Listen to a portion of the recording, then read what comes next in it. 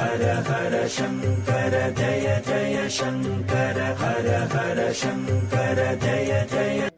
நாம் பண்ணுற பித்ரு பூஜைகள் நம்மளோட பித்ருக்களை போய் சேர்றதா அப்படின்னு நிறைய பேருக்கு சந்தேகங்கள் இருக்கலாம். சரீரத்தை விட்டுட்ட ஒரு ஜீவன் மரணம் அடைஞ்ச தினத்திலேருந்து 9 நாட்கள் சரீரமே இல்லாமல் இந்த பூமியிலேயே வாசம் பண்ணுறது. இந்த 9 நாட்களும் அந்த ஜீவனோட பசி தாகம் எல்லாத்தையும் போக்குறதுக்காக தான் விசேஷ பூஜைகளை பண்ணுறோம். 10ஆவது நாள் அந்த ஆத்மாவுக்கு கட்டவிரல் அளவில் ஒரு சூக்ஷ்ம சரீரம் ஏற்படுறது. அந்த சூக்ஷ்ம சரீரத்தை உபயோகப்படுத்திட்டு அந்த ஆத்மா மேல் உலகத்தை நோக்கி பயணம் பண்ண ஆரம்பிக்கிறது. அன்றைக்கி தான் ஒரு சின்ன சடங்கு மூலம் அந்த ஜீவனுக்கு நாம் விடை கொடுத்து அனுப்புகிறோம்.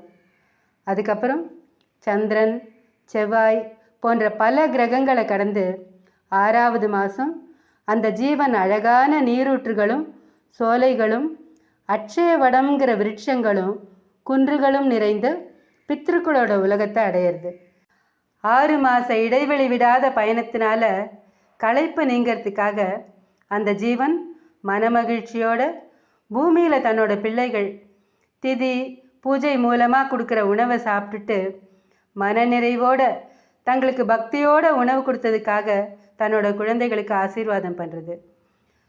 கொஞ்ச கால பித்ருக்கள் உலகத்தில் தங்கி இளைப்பாரி மனசு நிறைவு அடைஞ்ச அந்த ஜீவன் திரும்பியும் தன்னோட பயணத்தை தொடர்றது.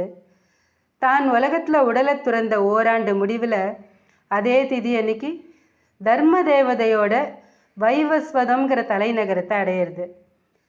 ரொம்ப பெரிய புண்ணிய நகரமாகிய இதோட அழகையும் ஒளியையும் புனிதத்தையும் புராதன நூல்கள் ரொம்ப அழகாக விவரிக்கின்றன. பூவுலகில் வாழ்ந்தப்போ தெய்வத்திடம் பக்தி, சத்தியத்தை கடைபிடித்தல், மற்ற உயிர்களிடம் கருணை, திருக்கோவில்களை தரிசனம் பண்ணுறது, புனர் நிர்மாணம் பண்ணுறது, புண்ணிய நதியில் நீராடுறது, பித்ரு பூஜைகளை தவறாமல் செய்கிறது, இந்த மாதிரி புண்ணிய காரியங்களை செஞ்ச உத்தம ஜீவர்களை தர்மராஜன் தங்கமயமான தன்னோட சிம்மாசனத்திலேருந்து இறங்கி வந்து கையை பிடிச்சி அன்போடு வரவேற்பு கொடுத்து சம ஆசனம் கொடுத்து மரியாதை பண்ணி அவாவாளோட புண்ணிய காரியங்களுக்கு ஏற்ப இன்னொரு புண்ணிய உலகங்களுக்கு அனுப்பி வைக்கிறார். அந்த புண்ணிய உலகங்களில் அது வரைக்கும் அவள் செஞ்ச நல்ல செயல்களுக்கு ஏற்ற காலம் வர வரைக்கும் சுகங்களை அனுபவித்து அந்த உத்தம ஜீவன்கள் திரும்பியும் பூமிக்கு திரும்பி முற்பிறவியை விட உயர்ந்த பிறவியை எடுக்கிறார்.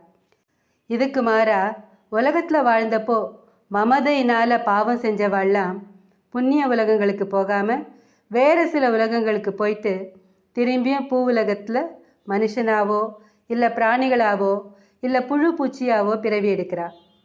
இந்த மாதிரி பிறவி மரணம் மறுபிறவி அப்படிங்கிற பிரயாணத்தின் போது அவளோட பிள்ளைகள் பெண்கள் பேரன்கள் பேத்திகள் இவாள்லாம் செய்கிற பித்ரு பூஜையோட பலன்கள்னால சூரிய பகவானால் நம்மக்கிட்டேருந்து ஏற்றுக்கொள்ளப்பட்டு இதுக்காகவே படைக்கப்பட்டுள்ள பித்ரு தேவதைகளின் திருக்கரங்களை ஒப்படைக்கப்படுறது.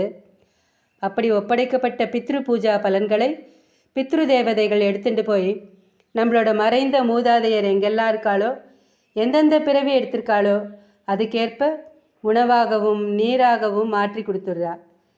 இதனால் பசி தாகம் இதெல்லாம் போய் நம்மளோட முன்னோர்கள் மனநிறைவு அடையரிச்சு அந்த புண்ணியத்தோட பலனை பித்ரு தேவதைகள் வாங்கிட்டு சூரிய பகவான் கிட்ட கொண்டு வந்து கொடுத்துட்றா.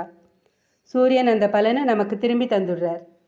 நம்மளோட முன்னோர்களில் சிலர் மகத்தான புண்ணியத்தை பண்ணிட்டு அதோட பலனாக பிறப்பு இறப்பு இல்லாத முக்தி நிலையை அடைஞ்சிருந்தா அந்த பித்ருகளுக்கு செய்கிற நம்மளோட பூஜையை இறைவனே ஏற்றுக்கிறார். அதோட பிரதிபலனாக நமக்கு நிறைய நன்மைகளை கொடுக்குறார். நம்மளோட முன்னோர்களில் யாரெல்லாம் முக்தி நிலையை அடைஞ்சிட்டான்னு நம்மளால் தெரிஞ்சுக்க முடியாதனால நாம் தொடர்ந்து பித்ரு பூஜையை செஞ்சுட்டே இருக்கணும் அப்படின்னு சப்த ரிஷிகளும் உறுதியாக சொல்லியிருக்கா. நாம் செய்கிற எந்த பித்ரு பூஜையும் வீணாகிறதில்ல. அதனால் திருப்தியும் மனநிறைவும் மகிழ்ச்சியும் அடைஞ்சு நம்ம பித்ருக்கள் நம்மளை ஆசீர்வாதம் பண்ணுறச்சு அந்த ஆசி நம்மளை ஏராளமான துன்பங்கள்லேருந்து காப்பாற்றிடுறது. அதனால தான் பித்ரு பூஜைகளின் மகத்தான புண்ணிய பலன் அளவுக்கு அதிகமானதுங்கிறதையும் எந்த காரணத்தை கொண்டும் பித்ரு பூஜைகளை விட்டுடக்கூடாதுன்னு திரும்ப திரும்ப வலியுறுத்துகிறா. அதனால் நாம் பித்ருக்களுக்கு செய்ய வேண்டிய பூஜையை தவறாமல் செய்யணும். திதியை கண்டிப்பாக கொடுக்கணும். ஹர ஹர சங்கர ஜய ஜய சங்கர ஹர ஹர சங்கர ஜய ஜய